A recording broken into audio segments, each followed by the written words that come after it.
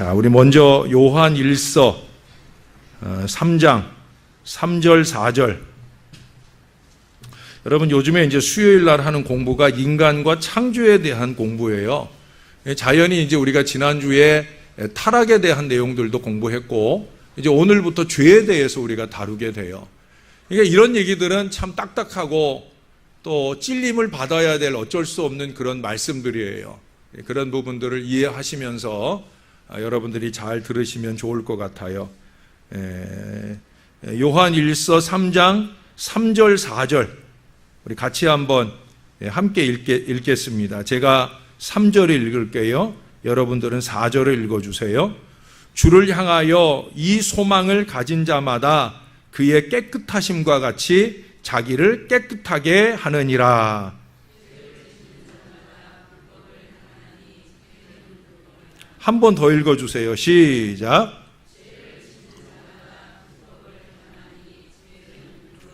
아멘. 예, 오늘부터는 이제 우리가 죄에 대해서 한 3, 4주 공부를 하겠습니다.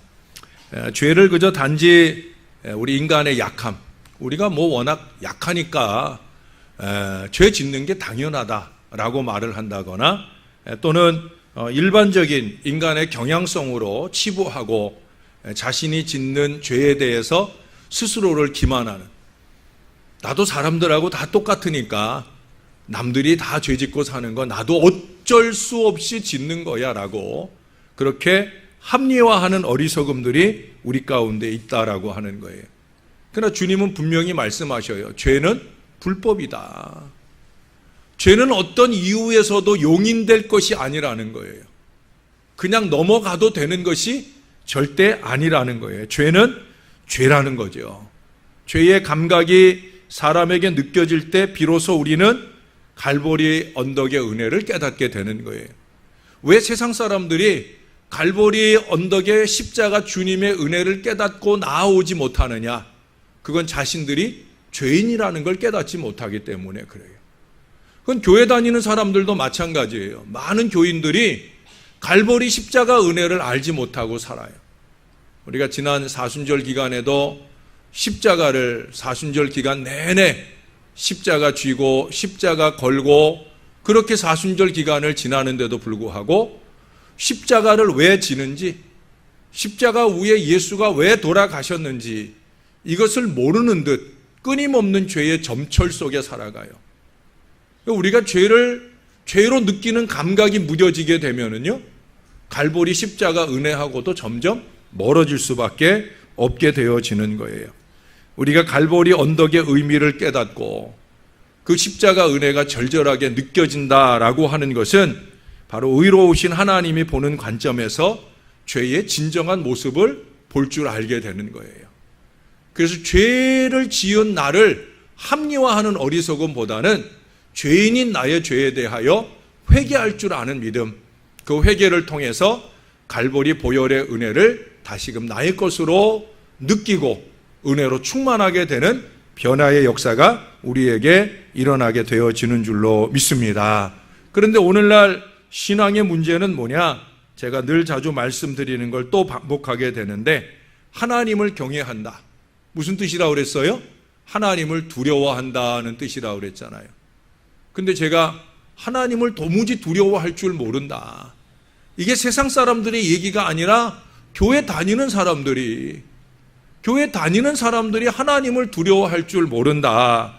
하나님을 두려워한다 하면서도 그 하나님 앞에 상대적으로 느껴야 할 죄책감을 느끼지 않는다라고 하는 것에 바로 우리 모순된 신앙의 문제거든요. 생각해 보세요. 하나님이 두려운데 그 하나님 앞에 요만큼이라도 죄가 지어지면 그게 죄책감으로 느껴지고 가슴 아파야 되고 절절한 눈물을 흘리며 회개를 해야 되는데, 그 죄가 딱지가 앉아가지고 굳은 살이 bek혀 오늘까지 이르러도, 또 말씀을 통해 새로운 깨달음과 가르침이 찾아와도 늘 하던 그 죄의 습관대로 그대로 사라지게 되는 것, 그것은 뭐예요? 과연 정말 하나님을 두려워하는 것이 맞느냐? 라는 사실에 물음표를 찍을 수밖에 없게 되어진다라고 하는 거예요. 여러분 잊지 마십시오. 죄의 감각이 상실되어지면 은혜의 감각도 상실되는 거예요. 따라해 보십시다. 죄악의 감각이 상실되면 은혜의 감각도 상실된다. 본인은 은혜 받는 줄 알아요. 본인은 은혜 받는 줄 알아요. 그런데 여러분, 죄악의 감각이 상실되면 절대 은혜 받고 있는 거 아니에요. 그냥 기분 탓이에요, 기분 탓. 남들이 아멘 하는데 나도 그 가운데 섞여 있어서 남들 은혜 받을 때 나도 덩달아 은혜 받은 것 같은 기분일 뿐이지, 정말 은혜가 내 안에, 그 은혜가 성령 충만함으로 내 안에 임하여 있는 게 아니라는 거예요. 오늘 여러분 3절을 보세요. 주를 향하여 이 소망을 가진 자마다 그의 깨끗하심과 같이 자기를 깨끗하게 하느니라. 할렐루야. 은혜 받는 사람은 깨끗함에 열망이 있어요. 주님을 향해 소망을 품은 사람은 깨끗함에 대한 열망이 있단 말이에요. 크고 작은 죄악에 대한 감각을 느끼고 그것에 대해서 아픔을 느끼고 그것에 대해서 눈물을 뿌리며 그러면서 회개하는 거예요. 그러면서 깨끗함을 몸부림으로 살아가는 거예요. 그게 뭐예요? 주님을 향해서 소망을 가지고 사는 사람이에요. 이 소망을 가지고 산다는 게 뭐예요? 그게 바로 은혜 받는 거예요. 근데 그러지 못하고 있다. 죄로 느끼지 못한다. 예? 끊임없는 죄의 답습 속에 살아간다. 말씀이 나에게 잘못하는 거라고 그렇게 말씀하시는데도, 그런데도 불구하고 그냥 하던 대로 살게요 라는 걸 뭉개려고 하는 것, 그것은 뭐예요? 죄의 감각을 점점 스스로 마비시켜 가는 거예요. 그러면 우리는 은혜의 감각도 마비될 수밖에 없다라고 하는 거예요. 자, 이런 걸 전제로 해서 우리 죄에 대해서 좀 더 구체적으로 꼽아보겠습니다. 먼저 죄의 정의입니다. 정의. 죄는 도대체 뭐냐 하는 거예요. 사전을 찾아보면 죄라고 하는 것은 범죄, 악, 일반적 도덕의 위반, 종교나 사회적 규범의 위반이라고 말하고 있어요. 그러니까 죄라고 하는 거 쉽게 얘기하면 위반이에요. 위반. 예. 그것이 사회적이든 종교적이든 뭐 도덕적이든 어떻든 위반되는 게 죄라는 거예요. 근데 사회적 위반이라고 하는 것은 시대에 따라 변할 수 있어요. 여러분, 우리 거의 여기 세대들은 다 기억날 거예요. 옛날에는 짧은 치마를 못 입었죠. 경범죄라는 게 있어서 무릎이 5cm. 요즘에 웬만하면 다 무릎이 5cm 다 입지 않아요? 우리 여기 50대 넘어가면 몰라도 그렇지 않으면 거의 무릎이 5cm 정도는 다 입죠. 근데 옛날에는 그 무릎이 5cm, 그게 바로 경범죄였어요. 예, 미니스커트. 요즘에 젊은 애들 다 걸리는 거죠. 예, 우리 딸내미도 짧은 치마를 잘 입고 다니는데 그거 무릎이 뭐 5cm 고사하고 막 15cm 뭐 이렇게, 우리 권사님 놀라시는데 실제로 재보면 그래요. 한 뼘 넘게 올라가는 치마들을 쉽게 입고 다니거든요, 요즘 아가씨들. 내가 뺨 재려고 댔다가 성희롱으로 걸릴까봐 못 재서 그렇지 거의 그 정도로 요즘엔 다 입고 다녀요. 시대가 달라지는 거죠. 옛날에는 머리 길게 기르고 다니면, 남자들이 기르고 다니면 장발죄라고 그래갖고 잡히잖아요. 심지어 옛날에는 경찰이 무릎 꿇려 앉혀가지고 사람들 보는 데서 막 머리를 잘랐잖아요. 옛날엔 그래도 그게 법이니까, 사회적 규범이니까 그렇게 지켜졌어요. 지금 그래요, 안 그래요? 지금 그랬다가 난리 나죠. 또 촛불 시위 할 수도 있는 그런 큰 일이 일어날 수 있을 거예요. 왜? 개인의 자유를 침해한다는 거죠. 뭐로 기르고 싶으면 기르는 거죠. 이게 이제 사회적 규범이라는 것은 시대에 따라서 죄가 되기도 하고 죄가 안 되기도 하는 그런 차이가 있다라고 하는 거예요. 그러나 성경에 보면, 성경은 죄를 뭐라고 하느냐? 행위나 상태에 있어서 하나님의 품성과 일치하지 않는 것이며, 자, 여기까지만 먼저. 하나님의 품성과 일치하지 않는 것. 우리는 원래 하나님의 형상대로 지음을 받았잖아요. 그러니까 우리가 하나님의 형상을 회복해가는 게 신앙인데, 그 회복, 여기도 아까 그랬잖아요. 아까 뭐라 그랬어요? 그의 깨끗하심과 같이 예수님 죄 없이 이 땅에 태어나시고 또한 이 땅에 사시는 33년 내 동안에 한 번의 죄도 지은 적이 없이 살아가신 그 깨끗함, 바로 그런 것처럼 자기를 깨끗하게 하는 것, 그게 신앙이거든요. 근데 그러지 못한다고 하는 거. 하나님의 형상이 내 안에서 일그러졌다. 하나님의 형상대로 창조된 인간의 왜곡된 상태, 바로 그것이 죄의 상태라고 성경은 얘기를 해요. 여러분, 이번 주에 사랑방에서 뭘 공부했어요? 경건에 대해서 공부를 하고 계시죠? 경건. 경건이 뭐라고 공부를 했어요? 경건을 한마디로 얘기하면 하나님 중심의 삶이 경건이에요. 이렇게 예배하는 것도 경건이지만 예배만 경건이 아니에요. 예배할 때나 찬송할 때나 기도할 때나 성경 볼 때나만 아니라 우리의 일상적인 삶 속에서도 얼마나 하나님 중심으로 어떤 사람은 예배할 때조차 하나님 중심의 예배가 되지 않는 경우들도 간혹 있는데 오히려 우리는 삶 속에조차 하나님 중심의 사고와 삶으로 살아가는 것이 바로 경건이다. 그럼 불경건, 불법, 죄라고 하는 건 그 반대예요. 하나님 중심이 아니라 사람 중심, 하나님 중심이 아니라 나 중심, 하나님 중심이 아니라 세상 중심. 그러면 그게 바로 죄가 되는 거예요. 그래서 하나님의 성품과 일치하지 않는 것이 죄다. 그것만 아니라 동시에 죄는 문둥병이나 암처럼 절망적인 영적 불치의 병과 같은 것이다. 죄를 빨리빨리 도려내고 회개해야 되는 이유가 바로 여기에 있는 거예요. 죄는 불치병이에요. 여러분들도 아마 그런 거 느낄 거예요. 답습되는 죄악들이 있죠. 여러분, 그게 청산되지 않는 한 우리는 회개한 게 아니에요. 죄 씻음 받지 못한 거예요. 천국 갈 보장을 얻지 못한 인생일 수도 있다라고 하는 거예요. 사실 그 다음 얘기가 사실 죄는 성경에 보면 육에 속한 옛 성품의 특색으로 나타나 있다. 이게 무슨 얘기예요? 육에 속한 삶의 모습이 여전하다는 거예요.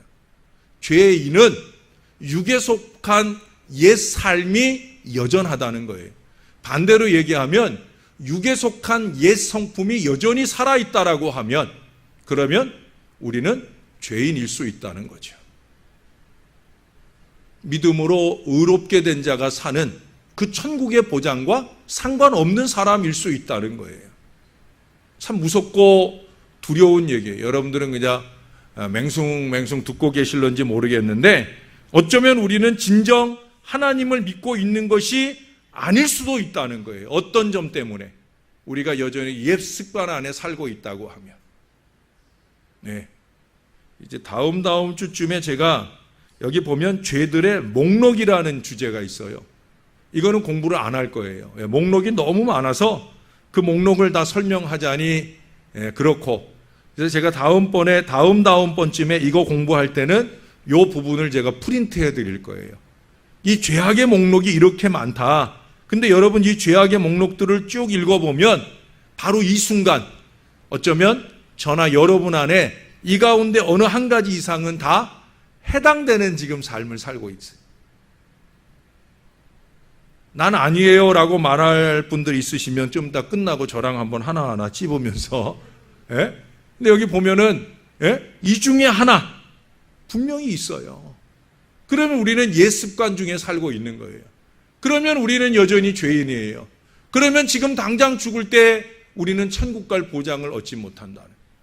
여러분 한순간이에요. 오늘 돌아가신 어르신도 갑자기 쓰러지셔서 자녀들에게 유언 한마디 남기지 못하고 갑자기 쓰러지셔서 그 이후 3일간 말 못하고 그렇게 중환자실에서 헤매시다가 결국 오늘 세상을 떠나고 말았어요. 제가 월요일 날 정권사님한테 소식 받고 제가 어제 오늘 계속 제가 새벽마다 기도하면서 또 예배 마치고 문자도 드리면서 그러면서 제가 기도하는 중에 확인하는 것들이 이제 있지요. 제가 이제 그 중에 하나가 뭐예요? 교회는 다니셨나요? 라고 물었더니 못 다니셨다는 거예요. 종갓집 며느리라 지금까지 제사 모시느라고 교회 한번 못 가셨어요 라고 안타까워하는 우리 권사님 따님의 그 안타까운 음성이 느낌이 문자 안에 담겨져 있더라고요. 그래서 제가 더 기도해야 되겠네요 라고 답을 보내드렸는데 안타까운 일이지요. 안타까운 일이에요. 교회 한번 다닐 기회도 얻지 못하고 마지막 딸의 권면 속에 예수님 나의 구주십니다 이 고백 한번 할 기회 없이 그렇게 갑작스럽게 쓰러지고 부름을 받는 거예요. 그게 오늘날 사람들의 삶이에요. 마지막이에요. 그런 점에서 우리가 우리 안에 있는 이런 옛 성품의 특색들을 몰아내는 죄는 불법이다 하는 사실을 잊지 말고 노력해야 된다는 거예요. 성경에서 말하는 죄는 두 가지죠. 크게 두 가지. 우리 지난주에도 공부했던 것 같아요. 원죄와 자범죄로 나뉜다고 그랬어요. 원죄라고 하는 건 본질적인 죄죠. 하나님과 불화하여 타락된 인간의 본질이 바로 이 원죄가 되는 거예요. 그래서 아담과 하와가 죄를 짓게 되는데 사실은 그 아담과 하와가 죄를 짓기 전에 죄의 쓴뿌리, 죄의 모양, 죄의 뿌리가 이미 이 땅에 있어요. 그게 누구에 의해서? 사단, 루시퍼에 의해서 죄가 이 세상에 이미 들어와 있어요. 그러나 사람에 의해서 이제 죄가 시작되는 건 아담 하와로부터 원죄로부터 시작되지만 이미 루시퍼가 로시엘 여러 번 얘기했죠. 찬양대장이었던 로시엘 그가 찬양 중에 인정을 받은 거예요. 찬양할 때만큼은 최고라는 인정을 받은 거예요. 근데 그 인정이 뭐예요? 내가 하나님을 찬양할 때 인정받고 내가 하나님을 찬양할 때 사랑받고 내가 하나님을 찬양할 때 칭찬받는 거였어요. 근데 문제는 뭐예요? 하나님을 찬양할 때 받는 건데도 불구하고 하나님을 찬양할 때라는 건 제껴놓고 인정이나 칭찬이나 박수갈채 거기에 마음이 홀딱 넘어가 버린 거예요. 결국 그것이 자기 것이냐 결국 교만을 행하게 되면서 이 땅에 추락이 돼가지고 루시퍼 사단이 되죠. 그게 뭐예요? 죄악 덩어리가 돼서 이 땅에 쏟아진 거예요. 그리고 이제 홀로 된 죄악으로 끌어안지 않고 그 사단이 아담과 하와를 틈타게 되면서 원죄가 이 땅에 들어오게 되는 거예요. 그 다음에 이제 원죄 다음에 또 하나의 죄를 뭘로 꼽았어요? 지난번에 기억나셔요? 고맙습니다. 예, 자범죄라고 그랬죠. 자범죄. 원죄가 있고 자범죄가 있다고 그랬어요. 자범죄는 두 가지로 얘기할 수 있어요. 하나는 행위의 죄. 예, 우리가 율법이나 계명을 어기거나 파기하는 그 죄. 이건 적극적인 자범죄예요. 하라 했는데 하지 않거나 하지 말라 그런 것들을 골라서 하거나 하는 적극적인 자범죄가 있죠. 또 상태의 죄가 있어요. 상태의 죄라고 하는 건 공의 없는 인간의 타락한 상태. 다시 말해서 적극적으로 의를 추구하지 않는 그것도 바로 자범죄에 들어간다라고 하는 거예요. 하나님을 모른 채 하나님을 외면한 채 사는 모든 행위, 불신앙의 죄가 바로 여기에 있다는 거예요. 어떤 경우에는 원죄의 연장성산에서 가중처벌죄가 될 수 있는 자범죄예요. 그러니까 우리는 기본적으로 원죄를 갖고 태어나잖아요. 죄인이란 말이에요. 근데 우리가 특정 범죄, 가중처벌죄 이런 게 있잖아요. 가중처벌이라는 건 뭐예요?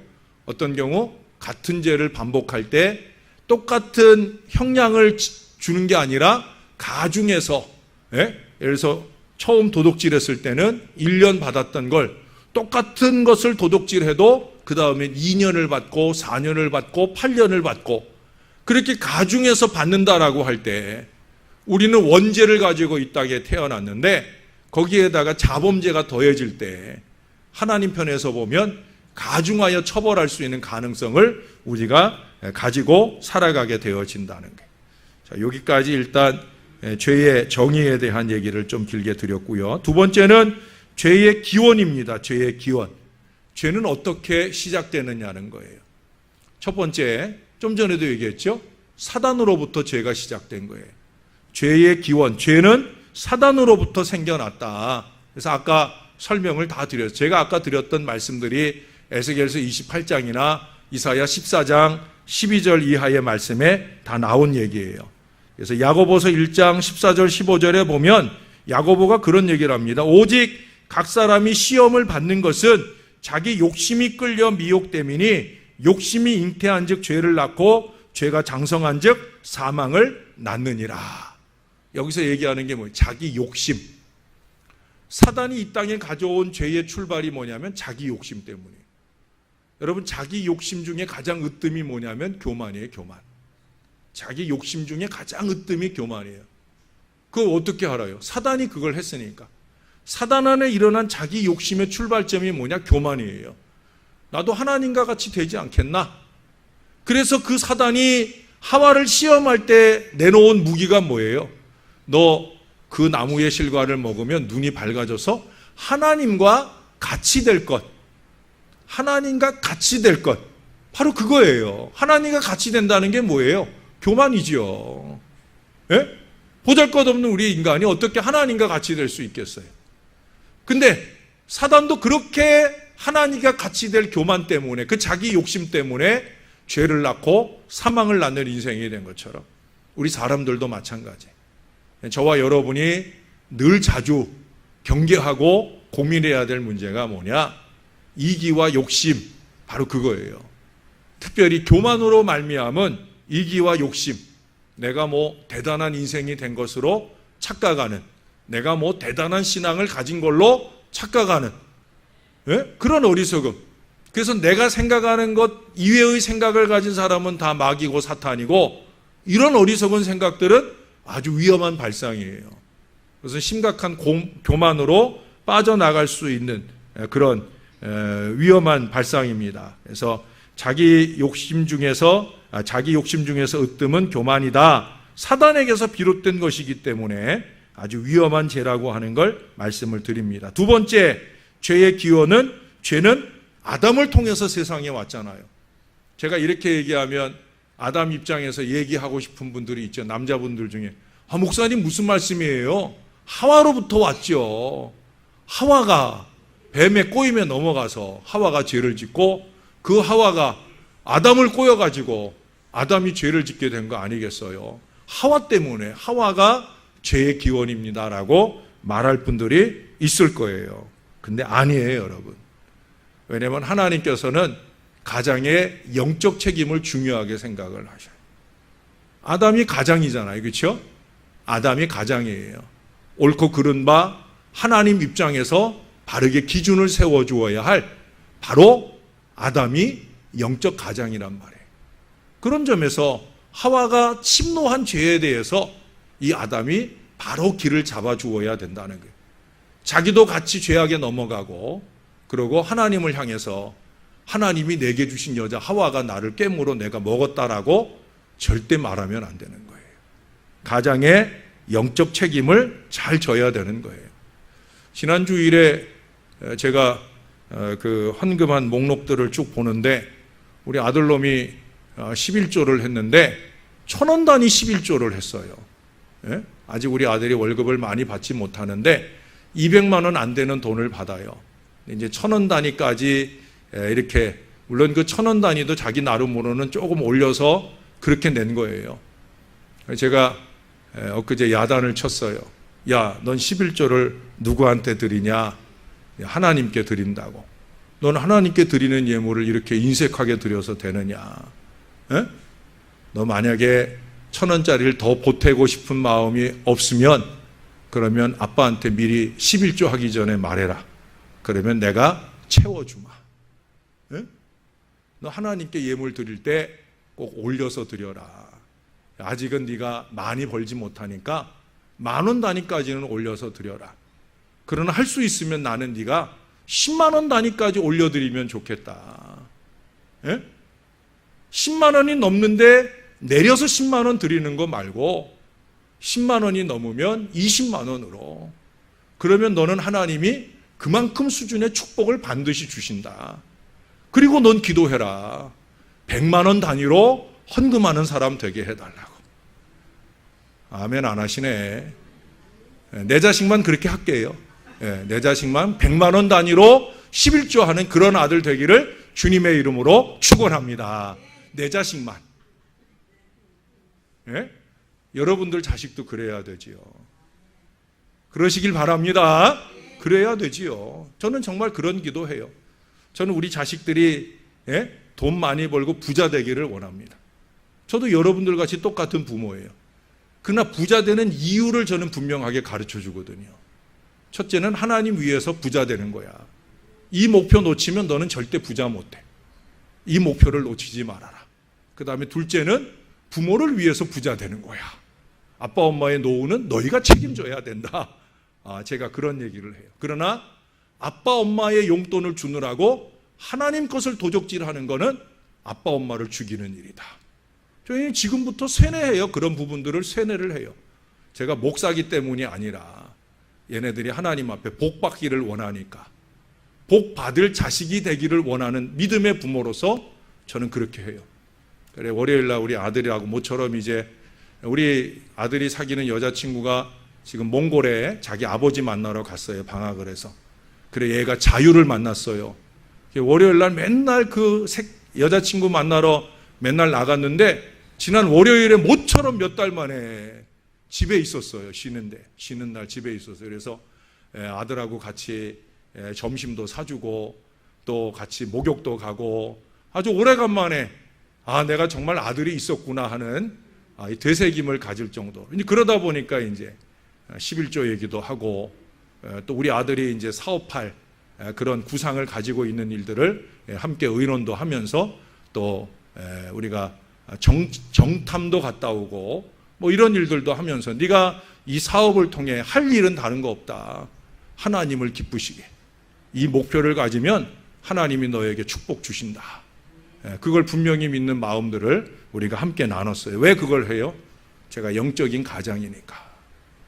영적인 가장은 아내의 미혹에 넘어가는 게 영적인 가장 아니에요. 자식들의 잘못된 걸음을 용인하는 게 영적인 가장 아니에요. 하나님 앞에 섰을 때 언제까지 핑계를 대며 살 거예요? 아내가 꾀모로 그래 했다고. 자식들이 자기들의 삶이 있는데 어쩌겠느냐고. 아니에요, 여러분. 하나님은 나에게 물으셔요. 영적인 가장, 영적인 세대주에게 물으신단 말이에요. 우리 집에서 내가 제일 먼저 믿은 영적 세대주, 영적 호주면 하나님은 나에게 물으셔요. 너 뭐 했냐? 너 네 자식의 핏값을 내가 너한테 찾아도 되겠느냐? 성경이 분명히 말하고 있어요. 그러니까 아담으로부터 죄가 시작이 된 거예요. 오늘날에도 여기 여종들이 많은데 대단히 죄송한데 오늘날에도 죄를 자극하는 건 여자들이 한다더라고요. 제가 그렇게 생각하는 거 아니고요. 전 그렇게 생각 안 해요. 근데 많은 책들을 신앙서적을 읽어보면 죄는 여자들이 주로 많이 자극을 한다. 그런 얘기를 해요. 그런다고 그래서 여자들이 문제냐? 저는 그건 아니라고 봅니다. 그 여자들의 자극에 넘어가는 어리석은 남자들의 문제인 거죠. 우리 남자들이 정신을 바짝 차리고 건강한 신앙의 주관을 가지고 가정의 영적 주도력을 이끌어가는 믿음의 가장들이 되어야 할 줄로 믿습니다. 그래야 되는 거예요. 왜? 여러분 로마서 5장 12절에 보면 이러므로 한 사람으로 말미암아 죄가 세상에 들어오고 죄로 말미암아 사망이 왔나니. 우리 지난주에 보았던 말씀이잖아요. 그 한 사람이 누구예요? 아담이에요. 성경은 분명히 하와 때문이 아니라고 말해요. 아담 때문이다. 아담이 죄의 기원이다. 우리 가정에 거대한 죄악에 물들어 있는 이 모습들도 어쩌면 우리 가장들이 하나님 보시기에 견고한 믿음으로 우뚝 서지 못한 우리 가장들의 문제일 수 있는 거예요. 이 교회에는 목사가 영적 가장으로서 저의 자리를 건강하게 지켜내야 할 것이고 여러분 각기 가정에서도 가장 영적인 가장들이 각자 자기의 자리를 지켜내시고 또 믿지 않는 가문에 홀로 믿는 여종들이 있으면 내가 영적인 세대주로서 내가 영적인 기준을 분명하게 지키는 이 믿음으로 살아서 가정도 복을 받고 교회도 큰 복과 은혜를 누리는 믿음의 가정들 다 되시기를 예수님의 이름으로 간절히 축원합니다.